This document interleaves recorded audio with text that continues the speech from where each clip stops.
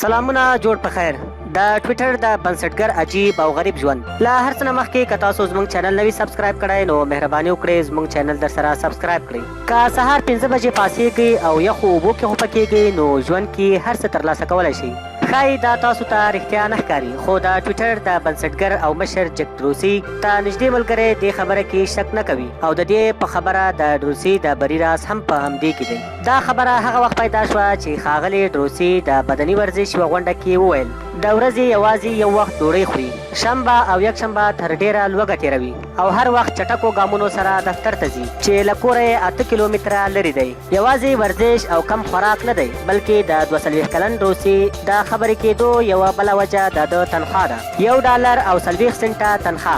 د نوموړي د کمپنۍ لخوا د امریکا حکومت ته د ورکړیو شمیرو له مخې له 10 کلو کار وروسته چې تېر کال مستر ډروسي ته د تنخوا کوم لومړی چک ورکړل شوی و هغه یوازې $1 او 40 سنټه و. $1.40 سمبولیک تنخوا هم ده ځکه ټویټر کې د یو پیغام لپاره تر ډیر 140 توري پکار دي. په 2006 کال کې چې د ټویټر د پیل وخت و د پیغام لپاره دا شمیر توري ټاکل شوي وو، خو په 2018 کال کې چې زیرک ټلیفونونه ډېر شول نو د تورو شمیرې 2 برابره یا 200 شو. پیسې مهمې نه دي، د دې کمی تنخوا په دې معنا نه ده چې د ښاغلي ډروسي مالي حالت خراب دی بلکې حقیقت دا دی چې فوربیز مجله وایي ښاغلی ډروسي له 5 میلیارډو ډېره شتمني لري او د عاید لویه سرچینه یې ټویټر او سکویر کې ونډه ده. ډروسي د سکویر له بنسټګرانو دی او دې ویبپاڼې سره د موبایل فون له لارې د پلور پیسې ورکول کیږي. په بله ژبه ویلی شو چې سکویر د موبایل له لارې د پیسو ورکولو اسانتیا برابره کړې ده. د شمیرو له مخې هره میاشت 300 میلیونه کسان ټویټر کاروي او د 2013 کال وروستیو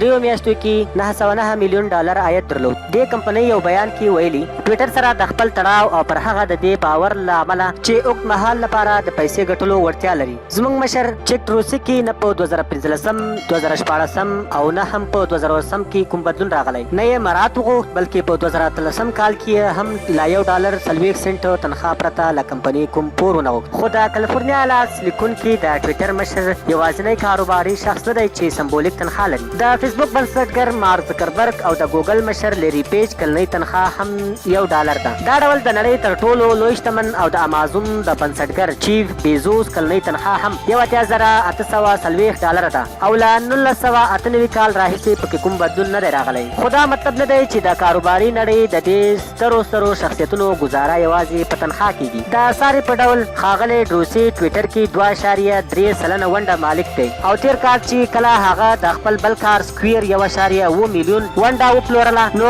$800 میلیونه یا $8 کروړه یې وګټل. اوس هم نوموړی د سکویر د 600 میلیون شریکانو مالک دی او د کمپنۍ د یوې ونډې یا شریک بیه اوس $15 ده. سکویر کې هم سمبولیکه تنخوا $2.15 ده او دا هندسه هم نوموړي د کمپنۍ له شمیرو اخیستي ځکه د سکویر هر کارکوونکي ته 2.15 سلانه مراعات کیږي.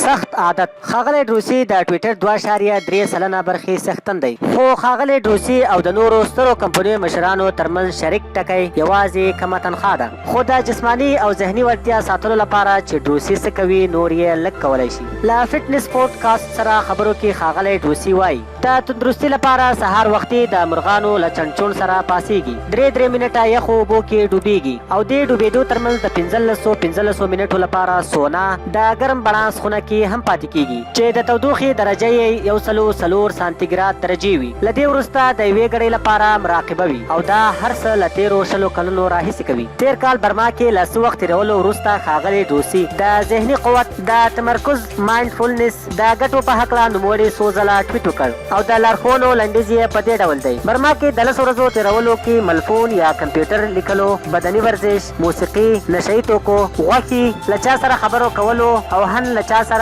سترګو نیولو هم پرهیز وي. د مراقبې یا میډیټیشن مینوالو لپاره دا هر څه وړیا دي. د یوې ګړۍ اوږده مرکه کې ښاغلی ډروسي دا هم وایي چې ټوله ورځ کې یوازې ماښام د شپې 6:30 بجې په مړه خېټه ډوډۍ خوري چې تر ډېره پروټین او سلاته یا سلام لري او له هغه وروسته بیریا یا ډارک چاکلیټ خوري. دی وایي دا ورځني عادتونه ورسره دا مرسته کوي چې ټوله ورځ یې پام په خپل کار ورټول وي او د همدې دود له مخې دفتر کې هغه کار اساني سره کوي چې نور پکې له ذهني فشار سره مخ کېږي. امید ده چې ویډیو مو خوښه شوې وي. که مو ویډیو خوښه شوې نو چینل د سره سبسکرایب کړئ. مننه.